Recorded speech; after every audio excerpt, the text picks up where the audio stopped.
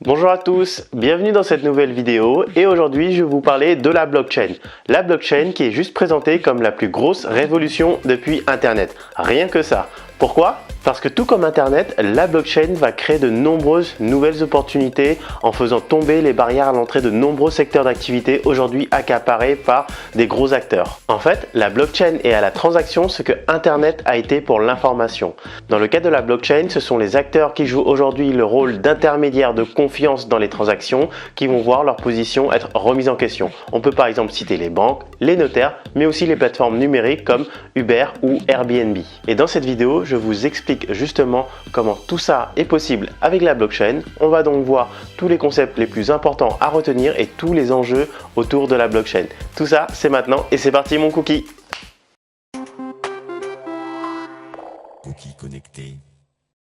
Aujourd'hui, une transaction financière entre deux personnes nécessite l'intervention d'un tiers de confiance. Ici, Coralie veut faire un virement à Christophe pour lui payer ses carottes. Elle envoie l'ordre de transfert d'argent à sa banque. La banque va vérifier que Coralie possède déjà bien le montant sur son compte et elle va aussi vérifier que c'est bien Coralie qui demande le virement. Et si c'est le cas, la banque va faire le transfert du montant demandé du compte de Coralie vers le compte de Christophe.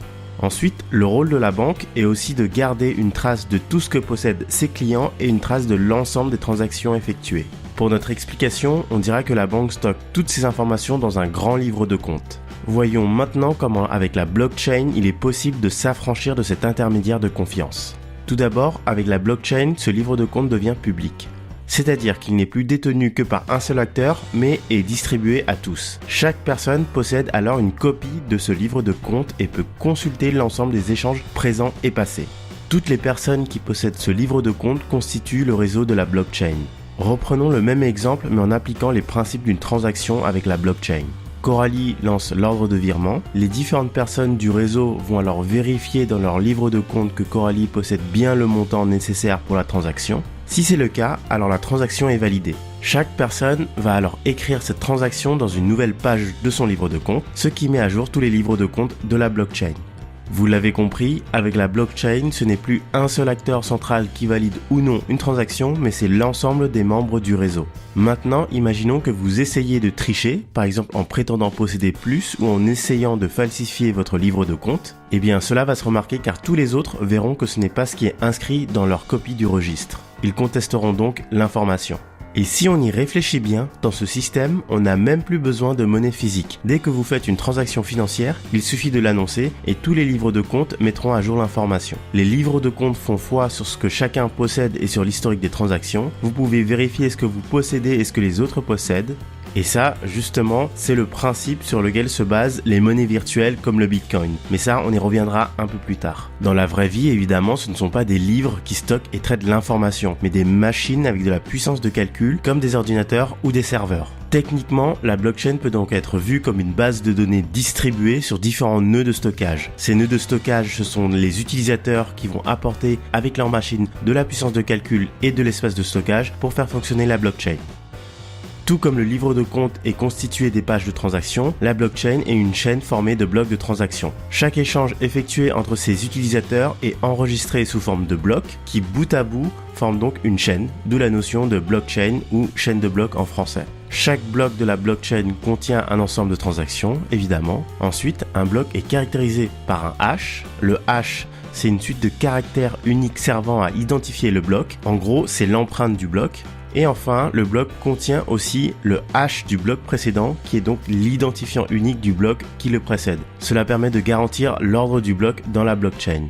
Bon, maintenant je vais entrer un peu plus dans le détail pour vous expliquer ce hash. Cela fait appel à des notions de cryptographie, mais pas de panique, je vais vous expliquer tout ça très simplement. En gros, un algorithme de hachage, c'est une fonction mathématique qui va transformer un ensemble de données de départ en une suite de caractères. Cette suite de caractères est donc le hash et il est spécifique et unique aux données qui ont été prises au départ. Ce qui veut dire que tout changement dans le message, même infime, implique un important changement du hash. Par exemple, ici, l'ajout d'un simple point d'exclamation crée un hash totalement différent du hash de la même phrase sans point d'exclamation. Ensuite, les fonctions de hachage ont une spécificité. Elles ne marchent que dans un sens. Il n'est donc pas possible de retrouver le message initial à partir du hash. On ne peut donc rien faire de la seule suite de caractères du hash. Le hash permet seulement d'avoir la garantie que les données de départ n'ont pas été modifiées par quelqu'un, parce que s'il est modifié, le hash sera modifié et vous le verriez tout de suite. Ici par exemple, on peut voir de façon évidente que le hash du bloc 5 de Christophe est différent. On peut donc en déduire que son bloc a été modifié. Revenons maintenant au hash d'un bloc. Un nouveau bloc est identifié par son hash comme on l'a vu, et ce hash est notamment calculé à partir du hash du bloc précédent et des transactions validées du bloc. Passons maintenant au dernier point important de la blockchain lié à la cryptographie, c'est la signature électronique. Le principe, c'est que chaque demande de transaction dans la blockchain doit être signée par l'émetteur pour être validée. Ainsi, si Nicolas essaye de dire « Coralie donne 1000 bitcoins à Nicolas », les autres ne vous croiront pas tant qu'ils n'auront pas eu la preuve que c'est bien Coralie qui a envoyé le message, et cette preuve, c'est la signature de Coralie. Prenons un exemple avec Coralie qui veut signer son message. Pour ça, elle va avoir besoin de générer une paire de clés de chiffrement. Une clé privée qui ne doit être communiquée à personne. Coralie doit être la seule à posséder cette clé privée et une clé publique qui peut être communiquée à tout le monde. Ces différentes clés publiques sont stockées sur chaque ordinateur du réseau. Et ces deux clés publiques et privées sont liées mathématiquement. On va voir maintenant en quoi. Coralie veut lancer un ordre de virement. Par exemple, je donne 10 bitcoins à Christophe. Elle va chiffrer ce message à l'aide de sa clé privée. Chiffrer un message, ça veut dire le rendre incompréhensible. Et pour pouvoir lire ce message de nouveau, il est nécessaire de le déchiffrer. Et le seul moyen de déchiffrer ce message, c'est d'utiliser la clé publique associée créée par Coralie. En fait, seule cette clé publique est capable de déchiffrer les messages qui ont été chiffrés avec la clé privée de Coralie. Pour déchiffrer ce message censé venir de Coralie, les autres personnes du réseau vont donc utiliser la clé publique donnée par Coralie, et s'ils réussissent à déchiffrer son message à l'aide de la clé publique de Coralie, alors ils savent que le message est bien de Coralie. C'est comme ça que dans la blockchain, les différentes personnes du réseau s'assurent bien de l'identité du donneur d'ordre. Ensuite, dans la blockchain, il n'y a pas de vrai nom. Et heureusement d'ailleurs, parce que vous n'avez certainement pas envie que tout le monde sache ce que vous possédez et ce que vous faites comme transaction. Dans la pratique, on transfère les actifs d'une adresse à une autre. Et l'adresse est tout simplement un hash de la clé publique. Quand un utilisateur génère une paire de clés, il génère donc aussi une adresse à partir de sa clé publique, et c'est à cette adresse que les bitcoins seront envoyés. Grâce à ce système, l'anonymat des utilisateurs est préservé. Petite parenthèse, c'est justement pour pouvoir garder l'anonymat que les cybercriminels demandent les versements en bitcoin via leur ransomware. Les deux blockchains les plus connues aujourd'hui sont Bitcoin principalement et Ethereum qui commencent à faire parler d'elles. Ces blockchains fonctionnent avec leur propre crypto-monnaie. La blockchain Bitcoin a une crypto-monnaie qui porte le même nom, Bitcoin donc, alors que la crypto-monnaie de la blockchain Ethereum est l'Ether.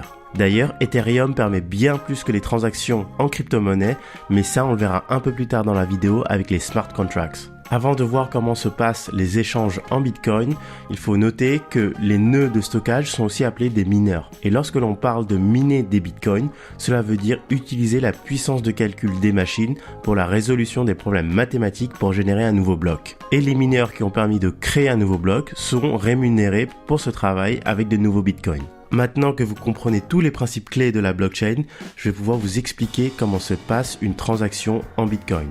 Coralie veut transférer un Bitcoin à Christophe. Elle transmet cette demande à l'ensemble du réseau. Les mineurs vont vérifier l'ensemble de la blockchain pour s'assurer que Coralie possède bien ce Bitcoin, mais ils vont aussi vérifier que l'ordre donné émane bien de Coralie. Si tout est OK, alors chaque mineur travaille à forger un bloc contenant cette transaction.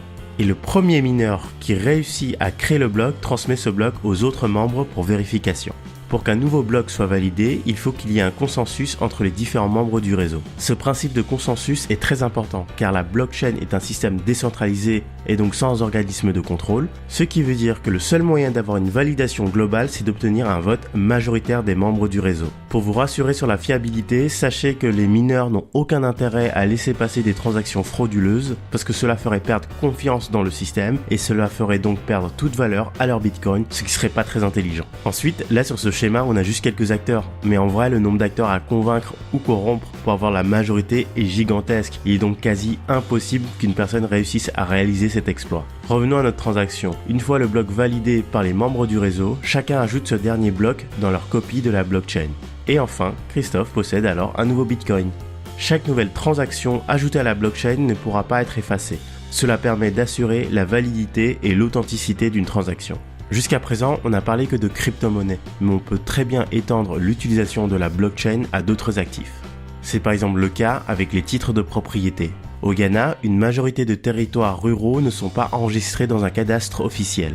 Bitland, une organisation basée au Ghana, propose alors aux institutions et aux personnes d'enregistrer leur titre de propriété sur la blockchain. La blockchain fournit un enregistrement permanent et vérifiable et permet de cette façon d'aider le gouvernement ghanéen à résoudre les conflits. Autre exemple d'actifs stockés sur la blockchain, ce sont les diplômes. Le Massachusetts Institute of Technology, ou MIT, commence à utiliser la blockchain pour certifier le diplôme de leurs étudiants. Le MIT associe le diplôme avec l'identifiant unique de l'étudiant.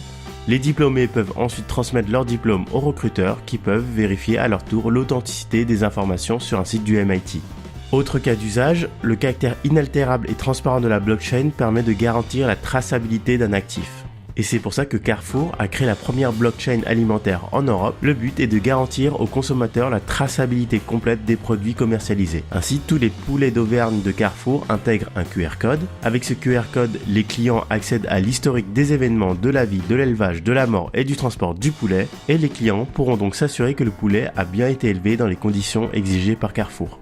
Et enfin, il y a une dernière utilisation de la blockchain qui est très peu évoquée et qui pourtant peut être à l'origine de nombreuses innovations. Ce sont les smart contracts ou contrats intelligents. Un contrat légal traditionnel définit les règles d'un accord entre plusieurs personnes. Un smart contract va lui figer ses règles dans une blockchain, mais ce n'est pas tout. Dans un second temps, le smart contract permet de déclencher automatiquement des actions en fonction des conditions fixées par le contrat. Et concrètement, c'est du code logiciel qui fonctionne sur une blockchain et qui est déclenché par des données externes. Allez, un petit exemple pour rendre ça plus concret. La société d'assurance AXA s'est appuyée sur la blockchain Ethereum pour créer son premier smart contract, Fizi. Et Fizi est une assurance voyage pour les retards de vol d'avion entre Paris et les États-Unis. Ce smart contract déclenche automatiquement l'indemnisation de l'assuré en cas de retard de son avion et tout ceci sans avoir besoin d'intervention humaine. Et comme je l'ai évoqué au début de la vidéo, la blockchain a même le potentiel d'ubériser Uber. Avec la blockchain, les utilisateurs peuvent effectuer des transactions de pair à pair, c'est-à-dire entre eux directement, que ce soit avec un loueur, avec un chauffeur ou entre particuliers. Cela veut donc dire qu'en utilisant la blockchain, on peut se passer des plateformes intermédiaires comme Airbnb, Blablacar ou Uber. Voilà, cette vidéo est finie. J'espère qu'elle vous a plu, j'espère qu'elle vous a aidé à mieux comprendre la blockchain. Si vous avez apprécié cette vidéo, comme d'habitude, mettez un pouce bleu et surtout, partagez-la, ça m'aiderait énormément. Donnez-moi votre avis en commentaire et puis si ce n'est pas encore fait, eh bien abonnez-vous et puis nous, on se dit à bientôt. Ciao!